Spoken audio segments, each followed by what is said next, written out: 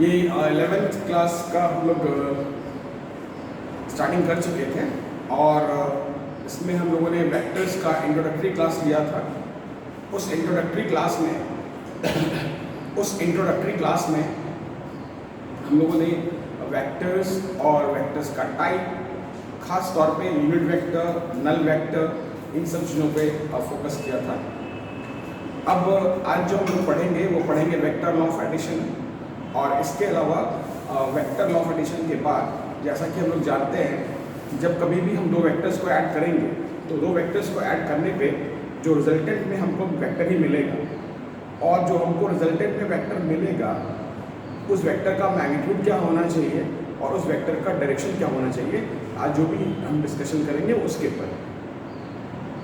तो शुरुआत करते हैं। सबसे पहले क्या, जैसा कि हम लोग जानते हैं या जो भी थोड़ी पहले कहा गया, जो आज का टॉपिक है वो है law of vector addition. Vector को ऐड करने के लिए 3 लॉज हैं। वेक्टर में हम सीधा अर्थमेटिक अलजेब्रा यानी कि साधारण तौर पर जो जोड़ घटाव करते हैं वो नहीं कर सकते, क्योंकि वेक्टर के साथ एक गुण है, एक क्वालिटी है किसका, डायरेक्शन का। तो उस डायरेक्शन की क्वालिटी के कारण वेक्टर को हम डायरेक्टली नहीं ऐड करके क्या करेंगे, हम उसको वेक्टर लॉ ऑफ एडिशन के हिसाब से ऐड करेंगे। सबसे पहला जो लॉ आता है वो कहलाता है triangle law of vector addition. Triangle law of vector addition, इसमें क्या करना होता है, जिन दो वेक्टर्स को ऐड करना होता है उसमें हम क्या करते हैं, एक वेक्टर को दूसरे के हेड से शुरू करते हैं। जैसे हमारे पास ये दो वेक्टर ए और बी है, तो क्या करते हैं, वेक्टर ए के हेड से वेक्टर बी को शुरू करते हैं, और तीसरा ट्रायंगल का साइड जो कि एक की टेल को दूसरे की हेड से जोड़ेगा वो रिजल्टेंट वेक्टर को रिप्रेजेंट करेगा।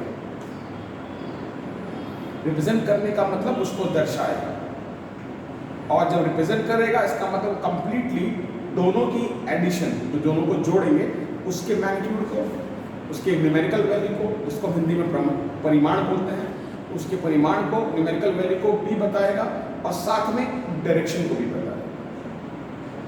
तो triangle law of vector addition में आप स्टेटमेंट लिख सकते हैं क्या, the two vectors to be added, one of the vector is started from the head of the other, the triangle is completed, the third side of the triangle connecting the tail of one and the head of other represents the resultant vector।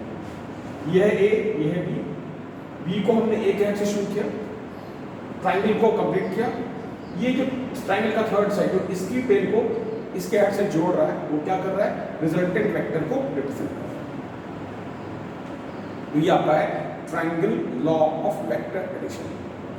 Actually जो triangle law of vector addition है यही आपका basic law है, और आगे हम देखेंगे जो भी लॉ हम पढ़ने जा रहे हैं, इसे आगे पढ़ेंगे पैरेलल लॉ या फिर पॉलीगॉन लॉ, उन सभी लॉ में कहीं ना कहीं ट्रायंगल लॉ इन्वॉल्व रहता है। कैसे रहता है वो आगे के टॉपिक की बात है। तो ये पहला था हमारा ट्रायंगल, और अभी हम अगले 15-20 मिनट में जो भी पढ़ रहे हैं वो सिर्फ हम एक तरीके से लॉज के स्टेटमेंट्स के बारे में पढ़ रहे हैं। वो तीनों लॉ का स्टेटमेंट पढ़ लेंगे, उसके बाद हम लोग देखेंगे कि कैसे दो वेक्टर्स के एडिशन का रिजल्टेंट जो वेक्टर आता है उसका मैग्नीट्यूड हम कैसे निकाल पाएंगे, कैसे डायरेक्शन निकाल पाएंगे, उसके लिए हम फॉर्मूला भी डेवलप करेंगे। तो ये आपका पहला था ट्रायंगल। अब क्या है, ये जो ऊपर अभी हमने लिखा था उसमें ये वेक्टर सी है, ये वेक्टर सी ये कहलाता है रिजल्टेंट वेक्टर। क्या, रिजल्टेंट वेक्टर। तो वेक्टर ए और वेक्टर बी को हमने ऐड किया और जो वेक्टर सी मिला वो क्या कहलाएगा, रिजल्टेंट वेक्टर। अब आते हैं इसमें पैरेललोग्राम लॉ में। वैसे एक चीज और है, 11th क्लास के लेवल पे या 12th क्लास के लेवल पे या कॉम्पिटिशन्स के लेवल पे ड्राइंग कोई बहुत ज़्यादा इंपॉर्टेंस नहीं रखता है। मेन उसका जो मैग्नीट्यूड है, उसका डायरेक्शन कैसे निकाला जाएगा और उसको हम कैसे यूज़ कर पाएंगे, उसका एप्लीकेशन क्या है, उस पर ज़्यादा फोकस करना है। लेकिन वो भी तभी संभव है जब उस लॉ का आइडिया हो। तो अब जो सेकेंड लॉ है वो कहलाता है आपका क्या, पैरेललोग्राम लॉ। क्या है पैरेललोग्राम लॉ? क्या करते हैं, जिन दो वेक्टर्स को ऐड करना है उनको उनको हम पहले कोइनिशियल वेक्टर बनाते हैं। कोइनिशियल का मतलब पीछे पढ़ के आ चुके हैं क्या, vectors starting from the same point या वो वेक्टर्स जिनका टेल एक ही पॉइंट पे मिलता हो। तो ये क्या है, वेक्टर ए और ये है वेक्टर बी, दोनों को एक ही पॉइंट से स्टार्ट किया, फिर क्या किया, पैरेललोग्राम को पूरा किया और सेम पॉइंट से, कौन सा पॉइंट, जहां पे वेक्टर ए और बी मिल रहे थे वहां से हमने डायगोनल बनाया। वो जो डायगोनल है वो क्या करेगा, वेक्टर सी कहलाएगा जो कि रिजल्टेंट वेक्टर है, और वो जो डायगोनल है वो एक तरीके से वेक्टर ए प्लस बी के रिजल्टेंट को रिप्रेजेंट करेगा। यानी कि आप यहाँ पे कह सकते हैं इस चीज के लिए you can say A plus B is equal to vector C. तो आप इसको एक सिंप्लीफाइड लैंग्वेज में लिख सकते हैं क्या, of the two vectors to be added are converted to coinitial, parallelogram is completed, diagonal starting from the same point, कौन सा point, from the same point where the A and B had the tails meeting, where A and B had the tails meeting, the diagonal starting from that point, है ना। तो क्या, the two vectors are converted to coinitial vector and the diagonal starting from the same point where the tails of A and B meet. After completing the parallelogram, the diagonal represents the resultant vector, right? So what of the two vectors to be added are converted to coinitial vector. Parallelogram is completed. Diagonal starting from the same point where the tails of two vectors A and B meet represents the resultant vector. वैसे एक चीज और है, observe करने की बात है, ये पैरेललोग्राम है, अगर ये है तो ये साइड पैरेलल होगा, लेंथ भी बराबर होगा, और हमने पहले पढ़ा हुआ है, क्या पढ़ा हुआ है कि किसी भी वेक्टर को उसी के पैरेलल शिफ्ट कर दें, किसी भी वेक्टर को उसी के पैरेलल शिफ्ट कर दें तो इक्वल वेक्टर रहता है। वैसे आपको बनाने की जरूरत नहीं है, मैं बना के से दिखा रहा हूँ। ये बी है, यू कैन से कि ये भी बी है, वी कैन से, बना नहीं रहे, लॉ तो पैरेलल लॉ। अब क्या है, आप देख सकते हैं ये आपका ट्रायंगल पूरा हुआ और ये आपका ट्रायंगल के हिसाब से थर्ड साइड हुआ जो एक की टेल को दूसरे की हेड से जोड़ा, राइट। वैसे कहने के पैराग्राम लॉ है, लेकिन आप देख सकते हैं ये फिर से ट्रायंगल लॉ का ही रिजल्ट है। इसी तरीके से यहाँ पे आप चीज और देख सकते हैं, क्या देख सकते हैं, व्हाट, ये जो आपका ये है ए है, आप क्या ये भी ए को रिप्रेजेंट कर सकता है ये साइड, और ऐसे में क्या हुआ, बी के हेड से ये शुरू हुआ, कैसे, बी के हेड से ये शुरू हुआ, ये आपका रिजल्टेंट वेक्टर आ गया। यानी कि क्या, जिसको हम अलजेब्रा में कम्यूटेटिव लॉ कहते हैं, क्या यहां पे आप कह सकते हैं b plus A is equal to C या फिर a plus B is equal to C, यानी कि दोनों ही चीजें हैं, either a plus B is equal to vector C और vector b plus vector a is equal to C, you can say. हालांकि जब हम लोग पढ़ेंगे वेक्टर सबट्रैक्शन तो वहां पे ये नहीं होगा, क्यों नहीं होगा, वहां पे आपको फिगर बना के बताएगा। तो इस तरीके से ये है पैरेललोग्राम। इसका कुछ प्रैक्टिकल एग्जांपल्स भी देख सकते हैं। क्या प्रैक्टिकल एग्जांपल, जैसे अगर मान ले ये जस्ट हम एक रिप्रेजेंटेशन कर रहे हैं,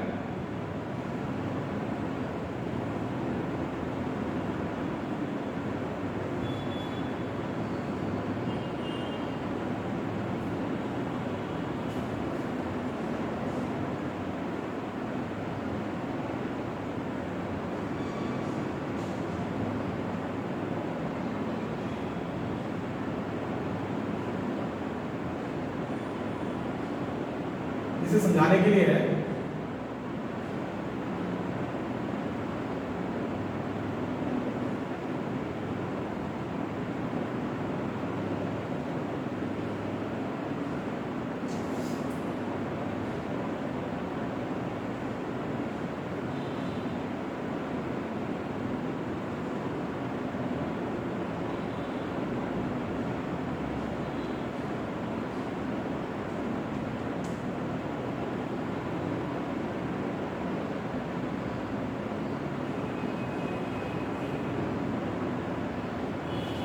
ये क्या समझाने की कोशिश कर रहे हैं, जैसे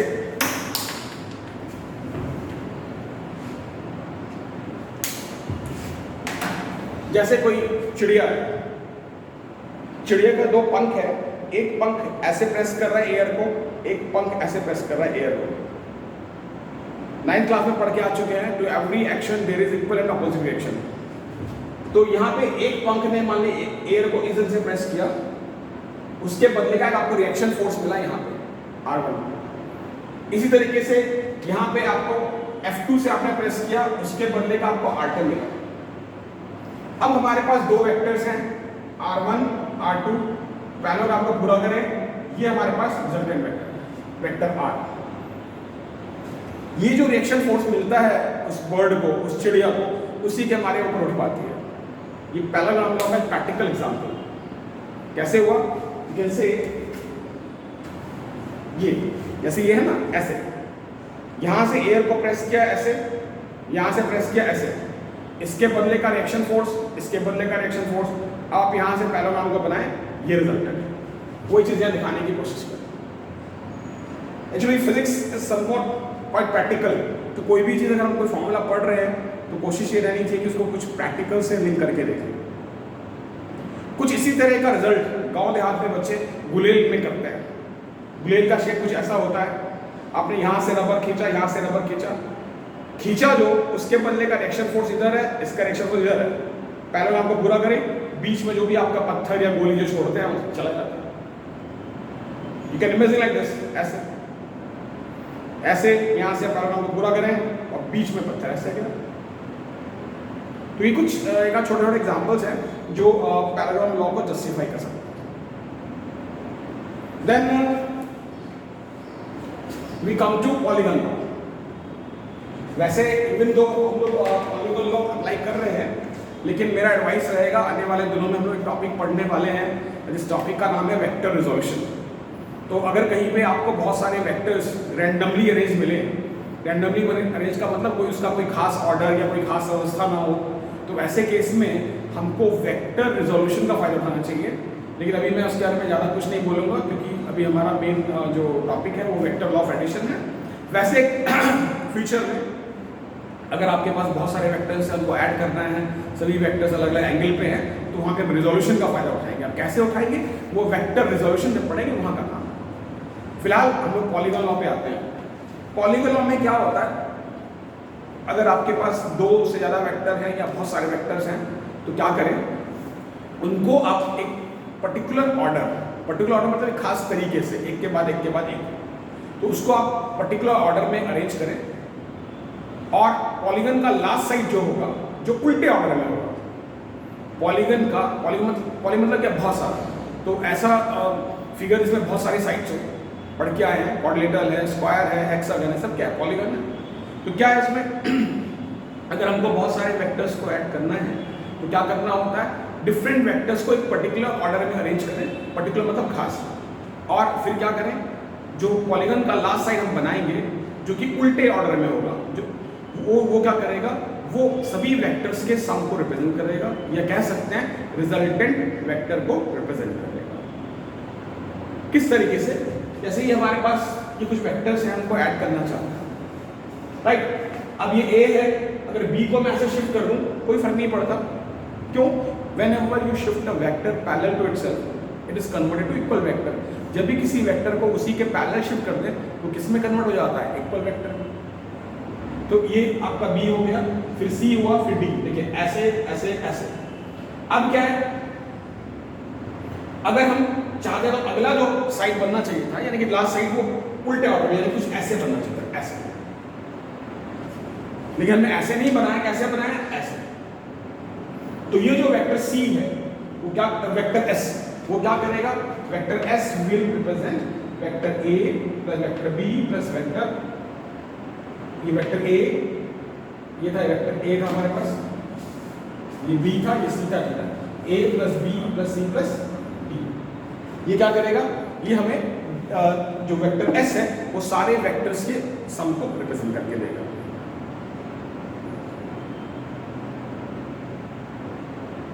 गड़बड़ क्या है, ठीक है, वो क्या करेगा, वो सारे वेक्टर्स के सम को रिप्रेजेंट करके देगा, राइट। अब क्या है, अगर हम देखें व्हाट वी हैव डन, इसका आप स्टेटमेंट ले सकते हैं, what we can have, if we want to add the number of vectors, then those vectors are to be arranged in a particular order. और ये भी हम कह सकते हैं those vectors are to be arranged in same order. Same order means क्या? जैसे हम अगर clockwise जा रहे हैं तो clockwise ही जाते हैं, उल्टा नहीं। तो स्टेटमेंट दोबारा बोल दे रहा हूँ, whenever we want to add more than two vectors, then what we do, we arrange the different vectors in the same order or in a particular order, complete the polygon, the last side of the polygon in the opposite order represents the resultant vector. Right? Now what it is here, आप एक चीज देख सकते हैं, अगर मैं इसमें बारी बारी से ट्रायंगुलर लगाऊं तो हमको फिर से वही रिजल्टेंट मिलेगा। राइट? आपको फिगर को डिस्टर्ब नहीं करना है, समझाने के लिए बाद में आप फिगर बनाएंगे। इसके बाद अब चाहे तो YouTube पे तो आराम से आप पॉज करके बना सकते हैं, देखा जाए। जैसे कैसे, अगर मान लें, या मैं इसको अलग से बनाते हैं, जैसे अगर मान लें कोई वेक्टर A ऐसे है, राइट, ये कोई वेक्टर B है, राइट, ये कोई वेक्टर C है, राइट, और ये कोई वेक्टर D है। एक बात बोल रहा है, ये मैंने अलग केस ले लिया है समझाने के लिए। आपको ये दिखाना चाहते हैं कि अगर आप step by step parallel law को नहीं, ट्रायंगल लॉ को भी फॉलो करेंगे तो आपको रिजल्ट सेम मिलेगा। कैसे? अगर मान लें ये कुछ वेक्टर्स हैं, उनको मैंने अरेंज किया है, वेक्टर A है, फिर ये B है, फिर ये C है, फिर ये D है। इस केस में ये जो साइड होगा जो उल्टे ऑर्डर में बनाया गया, वो क्या करेगा? That will represent A plus B plus C plus, ये उनको रिप्रेजेंट करेगा। अब देखते हैं कैसे आता है ये।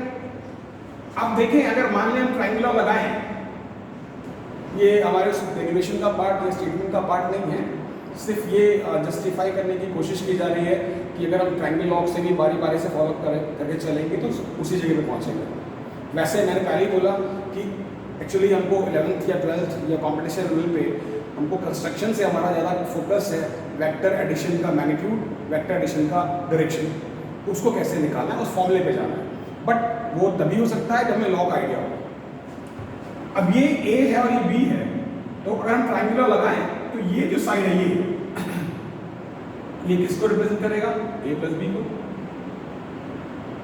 अब क्या हुआ, ध्यान से देखा जाए, अब क्या है, अब ये A प्लस B को जब ये रिप्रेजेंट करेगा, अब ये यहां C से शुरू हुआ, फिर से ट्रायंगुलर लगा दें तो किसको रिप्रेजेंट करेगा? A plus B plus C। फिर क्या हुआ, अब ये जो साइड है, ये जो हमने बनाया दिस वन, किसको रिप्रेजेंट कर रहा है? Vector A plus B plus C। अब ये A plus B plus C है, अब इसके हेड से हमने क्या शुरू किया? इसको, किसको? वेक्टर B को। तो इसका मतलब क्या हुआ, अगर फाइनली एक वेक्टर ऐसे बना दें, ये जो कि A plus B plus C को रिप्रेजेंट करेगा, और फिर अगर हम एक वेक्टर को ऐसा ले रहे हैं, कैसा? वेक्टर D, जाहिर सी बात है ट्रायंगल लॉ के हिसाब से क्या करेंगे, ये जो थर्ड साइड है वो क्या करेगा? A plus C plus D को रिप्रेजेंट करेगा। वही करने की कोशिश की गई, राइट? सो मेरा कहने का मतलब ये है कि जो बेसिक लॉ है वो ट्रायंगल लॉ है। बाकी आपको बताया गया, for the addition of more than two vectors, what we have to do, we have to arrange the different vectors in the same order or in a particular order. We have to complete the polygon, last side of the polygon in the opposite order will represent the resultant vector, right?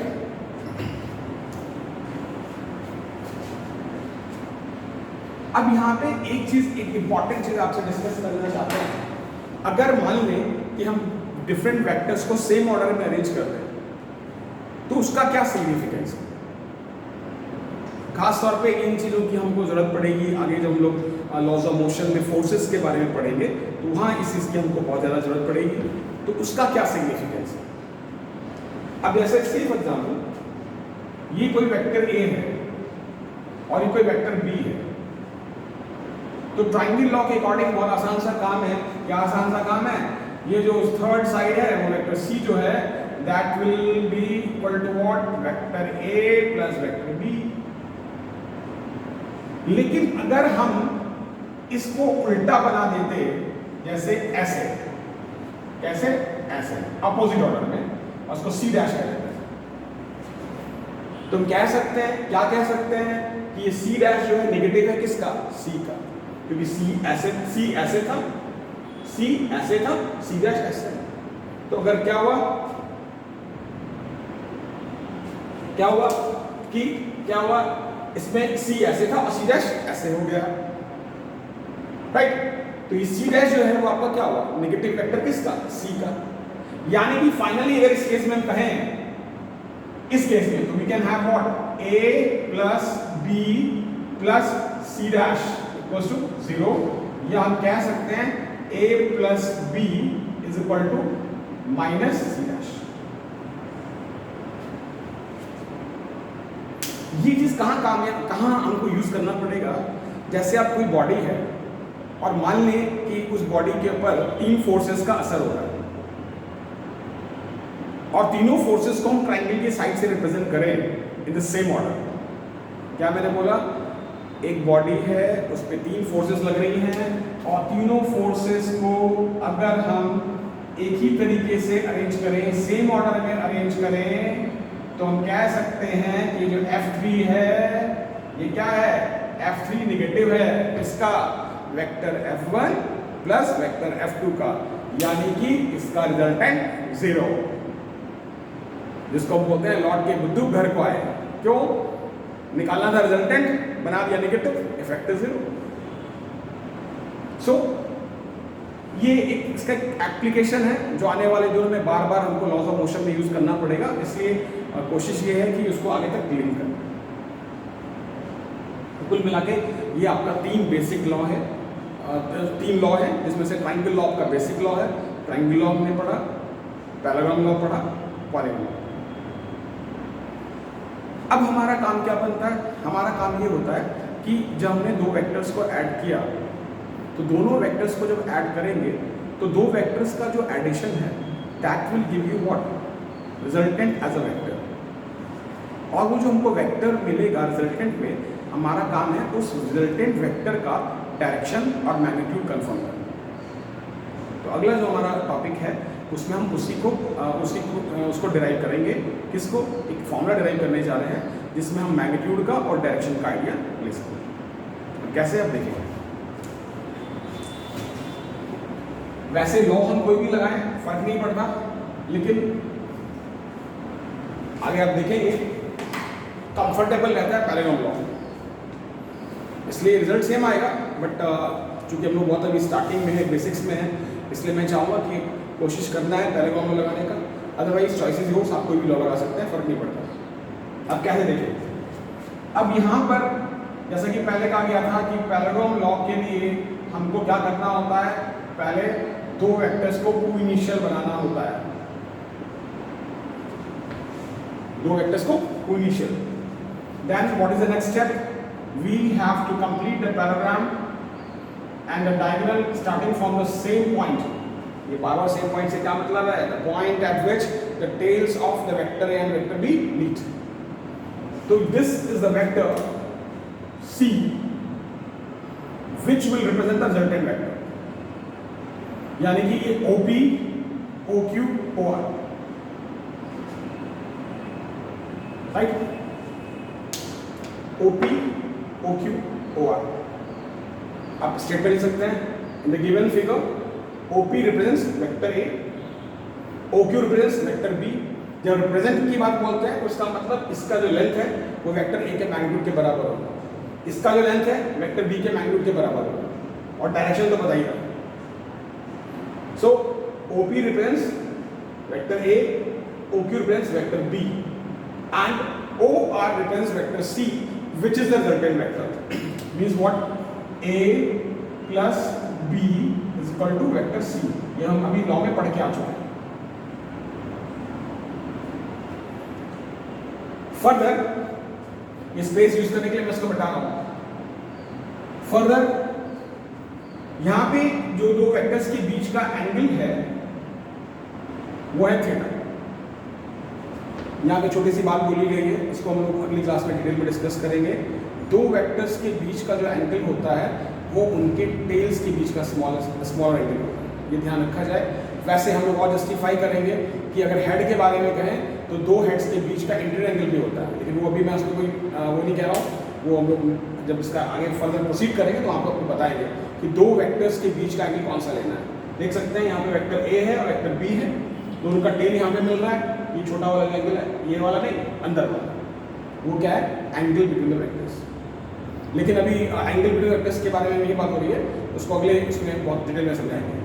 तो ये vector A है, vector B है, and the angle between vector A and vector B is theta. Then ये alpha क्या है, alpha है resultant vector जो vector A के साथ एंगल बना रहा है। अल्फा है रिजल्टेंट वेक्टर जो वेक्टर ए के साथ एंगल बना रहा है। इसी तरीके से resultant vector B, resultant vector C जो है वो वेक्टर बी के साथ जो एंगल बना रहा है वो क्या है, थीटा।